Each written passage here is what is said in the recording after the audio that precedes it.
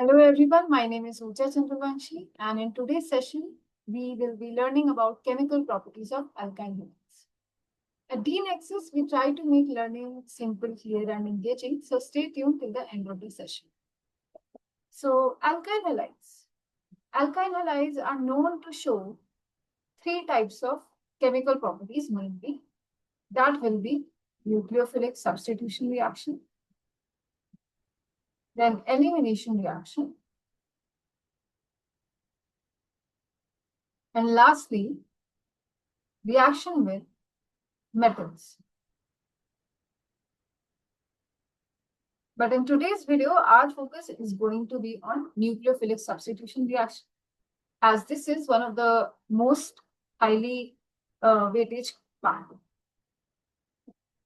These are the subtopics. We'll be looking at formation of alcohols, ethers, amines, amide and nucleophile, a very important topic. Formation of higher alkynes, sometimes questions come from conversion questions, chemical conversion questions come from this particular reaction, and SN1, SN2 mechanism. I cannot stress upon how important this topic is. So moving on, let's start. Nucleophilic substitution reaction. Now we already know that substitution means basically change, or in place of that particular thing, something else comes. And what do I mean by nucleophilic? See, nucleophiles are substances which are either negatively charged or neutral, but with a lone pair of electrons. So what makes them basically nucleophile means loving the nucleus. So there's either the negative charge or the lone pair of electron attracts them towards a positive charge. We already know that alkyl halide is a polar substance. Why? Because my halide ion, it acquires a partial negative charge due to its high electronegativity. And this one, the alkyl group, becomes electropositive in nature. So nucleophile comes and attacks at this alkyl group, substitutes the halide, and I get a new product. In this case, as you can see, my halide nucleophile is probably a negative species. And so basically, as I said, nucleophiles can be of two types, either negatively charged or neutral molecules. So here, my nucleophile is both negatively charged and a neutral species. Negatively charged ones will be hydroxide ions, cyanide ions, and neutral molecules will be water, ammonia, as well as alkoxide ions. So let's have a look in detail as to what the formation of alcohols ethers come out of this. First is formation of alcohols.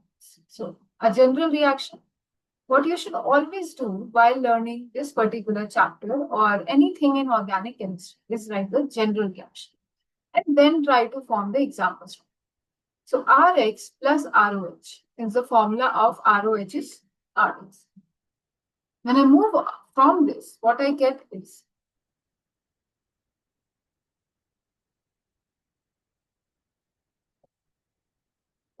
this would be Rx plus aqueous KOH, giving me ROH plus KH. So this is aqueous KOH. In place of aqueous KOH, I can also take aqueous NaOH. If I try to write the example of this one, it should come out to be CH3X, or rather I should take CH3Cl plus aqueous KOH. What I get is CH3OH along with KC. I would highly suggest everyone to try and name this compound themselves. As we can see, there is only one carbon and OH. So it should be pause the video and try to name it. Then when you unpause it, the answer should be methanol. Next is the formation of ethers. What is the general formula of ether? It is ROR. So what do I get? When I take Rx plus alkoxide ion, RO minus Na plus, I get ROR plus Na.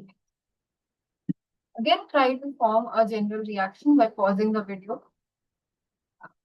Basically, try to write an example. So CH3Br plus CH3O minus Na plus will give me CH3OCH3. What is the name of this particular compound? This is called as alkoxide ion, or for this particular case, it will be called methoxide. Sodium methoxide. What about this? This is called, the IUPAC name should be. See, general naming of ether is done by this alkoxy alkene. So IUPAC meaning would be methoxymethane.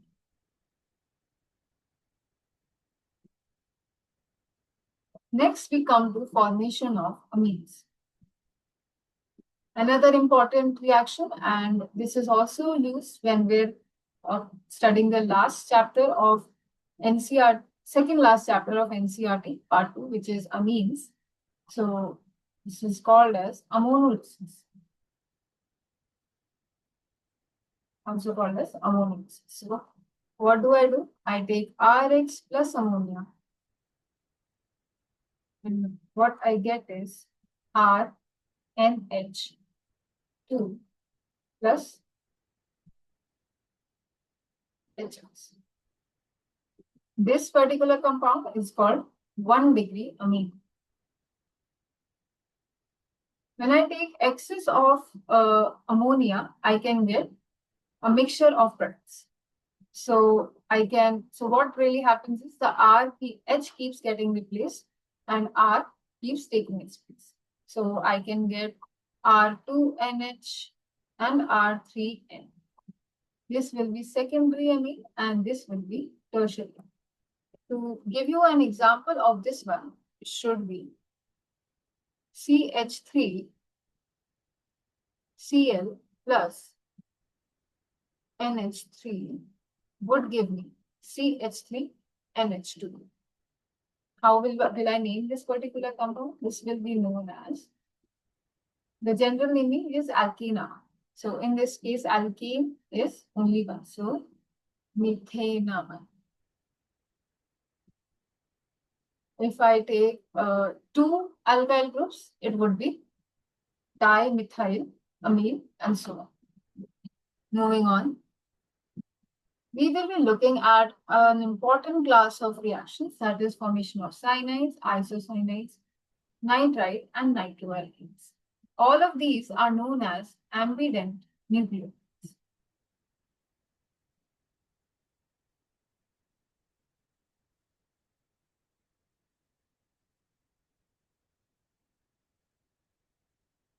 Ambident nucleotides. So let's see what really happens. This I have Rx. I take KCN, and what I achieve is RCN.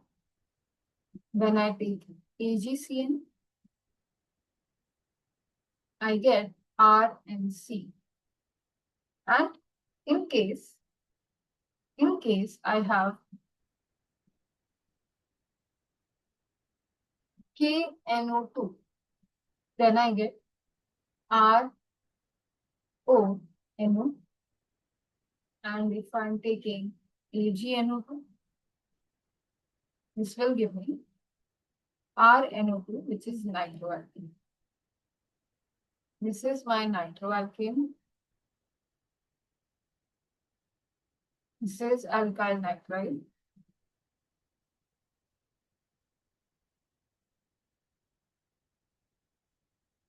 This is isocyanide and cyanide.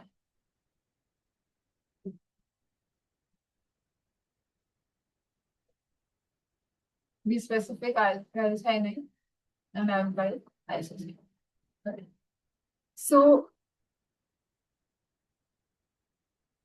we can see that just by changing particular cation, I got different reactions.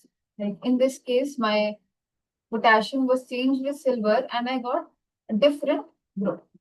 Right? This is what is the reason for achieving this type of product is something we'll see in the next step.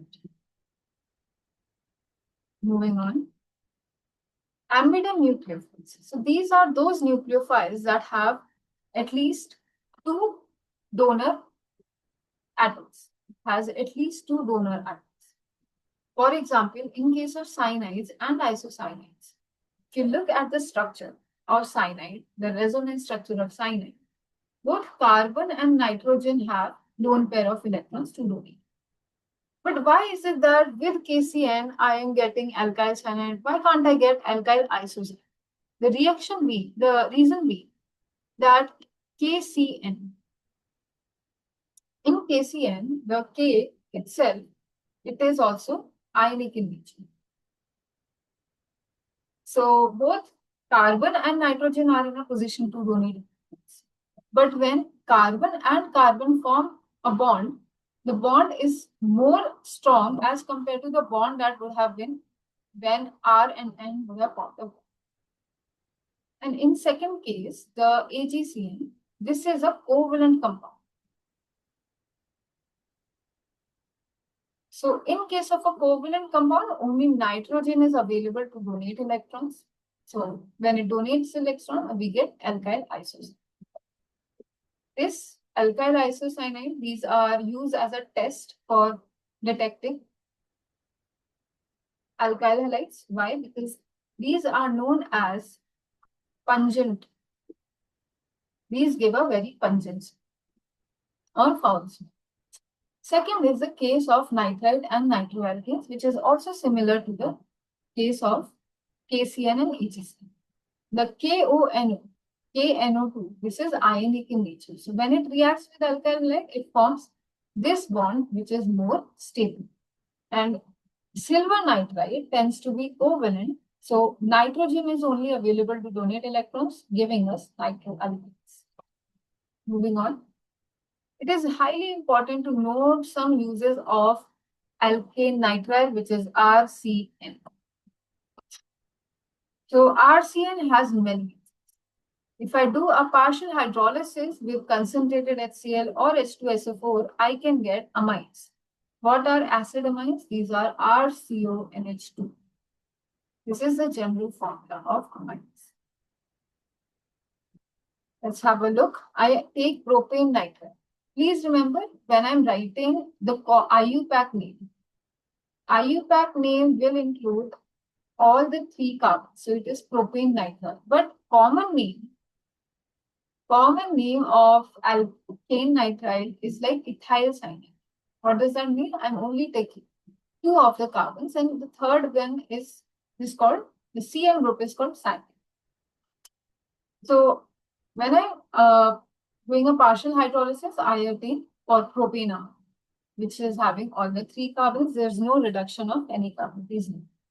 In case of a complete hydrolysis with dilute mineral acid or caustic, caustic means something which is highly, like it can be highly basic. So it gives carboxylic acid, which is propanoic acid, if I'm again taking the same propane nitride. The third one is Mendius reduction. In this case, my nitrile gets reduced to give me primary amines. Also, another method of preparing amines. So, what is Mendius reaction? The reagents are Na with ethanol. Sodium with ethanol gives me propane nitride. In case of any ethanol, I can also take LiAlH4, which is known to be a strong reducing agent, as well as I can take nickel or platinum, which are called catalyst for hydrogenation. So this finds use. RCN can find the number of uses when I have to convert certain reactions. So last but not the least, I have formation of higher alkynes with the help of alkyl halides. I take Rx, which is my alkyl halide, along with this compound. What I get is reduction of NAX. NAX is eliminated here, and I get higher alkyne. So from ethane, bromoethane, I can get 1. Again, very much used when I'm doing conversion. You can find certain questions of it given in the back exercise of NCR. So please remember this highly.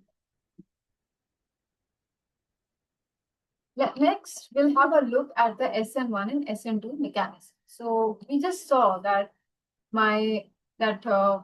all this entire slide, we were discussing about nucleophilic substitution reactions. But how are these actually taking place? That's what mechanism of these reactions telling. There are 2 ways. There is something called as SN2 and SN1 mechanism.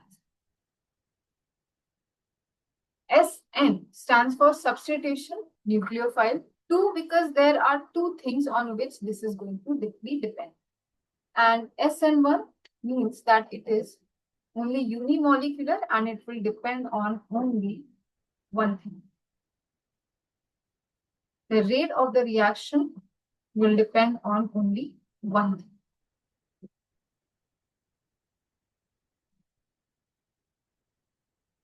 In SN2, you see here the rate depends on both the nucleophile as well as the alkyl.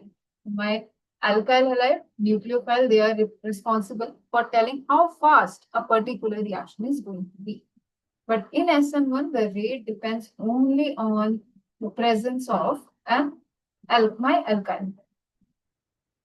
Nucleophile has no role. The nucleophile is attacking from the back side of the halide. It is attacking, as you can see, from the back side of the halide. But here, there is no back side. The nucleophile can attack from either side. Can attack from either side. Can attack from the front as well as the back. The reason is the formation of carbohydrate, which we'll see again just when we'll discuss the mechanism of each ingredient. Then, as we already discussed, the rate. This is the rate law equation. This is called rate law. It's depending upon both of this. Rate law, please note, according to rate law, we write what the rate depends upon in terms of the reactants. Basically, in rate law, the rate depends on the basis of the concentration of reactants. The reactivity will be 1 degree, 2 degree, and 3 degree in case of SN2 and 3 to 1 in case of SN. What is the reason for that? We'll see in detail. And the stereochemistry is inversion. Here it is racemization. If you feel like this is something which you're not able to understand, hold your breath because we're just going to understand it in the next one. So CH3, I will be taking a typical example of SN2 mechanism, which is CH3Cl. This is a 1 degree alkyl.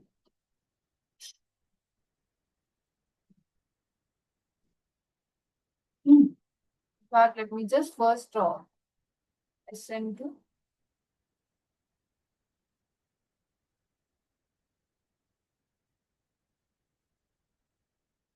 This 1 degree alkyl halide is written like this.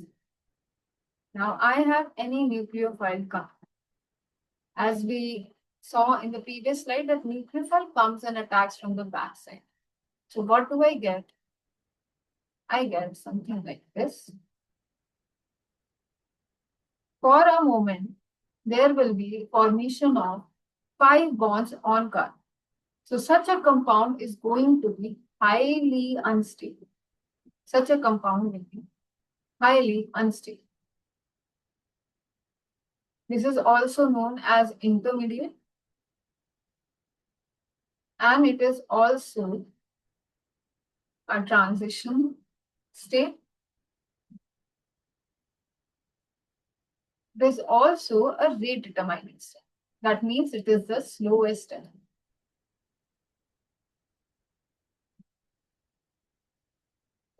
So what happens next? Next, we see that nucleophile just substitutes the halide ion. So I get this.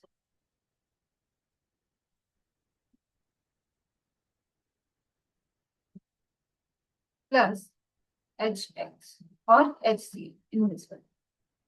Right? So what did I see? I got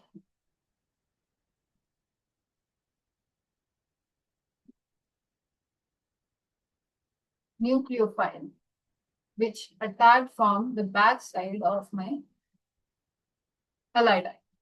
This is the new substance. So this nucleophile can be anything. It could be my OH, it could be my NH3, right? Because all of these, like we already saw their examples, are nucleophiles, as they contain the negative charge or they have a neutral, or they are neutral with the presence of a lone. So because my substance, my intermediate in case of SN2 is forming an intermediate with 5 carbon bonds. So if the nucleophile is coming and attacking here, it should try to have that particular alkyl halide should have the least resistance. The nucleophile will be hindered if these groups are bulky. CH3 will be very bulky and it will resist the incoming nucleophile, which is exactly why the reactivity of SN2 is 1 degree, 2 degree, and 3 degree. So if I just ask you a question about which one of these will have a higher rate of reaction with SN2 mechanism, you should be able to tell now. This or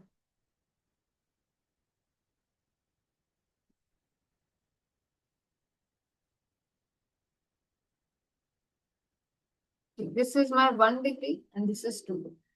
So naturally, I want least steric hindrance. So this one will go well with SN2 reaction. Let's have a look at SN1 reaction. SN1 mechanism is a two-step mechanism. So first step is the formation of carbocation. This includes formation of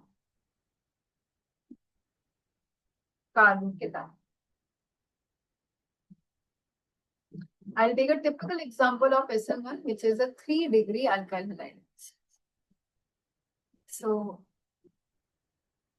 I'll CH3.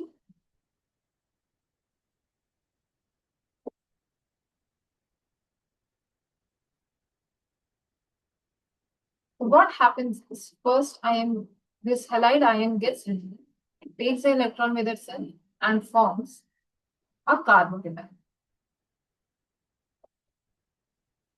Carbocation is an electron deficient species and it is a reactive interval. Some students are sometimes confused as to what is a carbocation.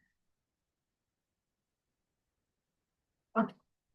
Next step is attack of the nucleophile.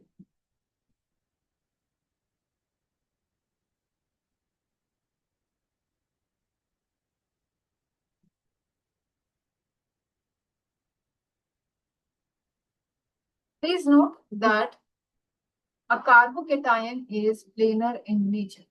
That means all the bonds are in one plane. So it does not matter where my nucleophile is coming. It can attack from either of the sides, which will give us this sort of expression.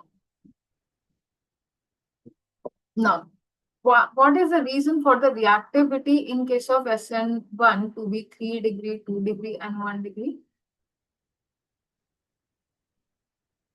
Some of you may already know that whenever the carbocation is a reactive intermediate, in that case, since I already mentioned before that carbocation is an electron deficient species. So the more stable my carbocation is, since a 3-degree carbocation, it is more stable because of presence of 3 alkyl groups. These alkyl groups are electron donating in nature. If they are donating electrons, my carbocation will become more stable. It will become more stable when it is 3-degree, then 2-degree, and then least in the 1. Hence, this is the trend that we observe when we're reacting with SN1 mechanism. Let's take an example of this as well. Suppose I have CH3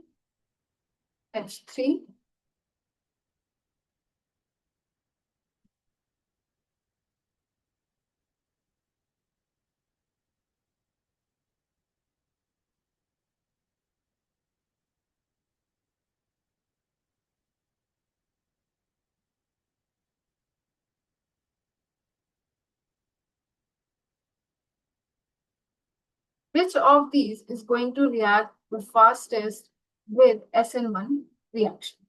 So in SN1, this will be my 1-degree, even though there are a bulky group, but the bulky groups are not directly attached to the halide.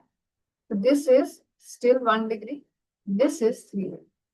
The latter, if this is 1, this is 2. So 2 will react fastest than 1 in case of SN1. So that's all for nucleophiles. If you like this video, then I would suggest you like it, subscribe it, and please share it with your friends so that you don't miss out on any upcoming.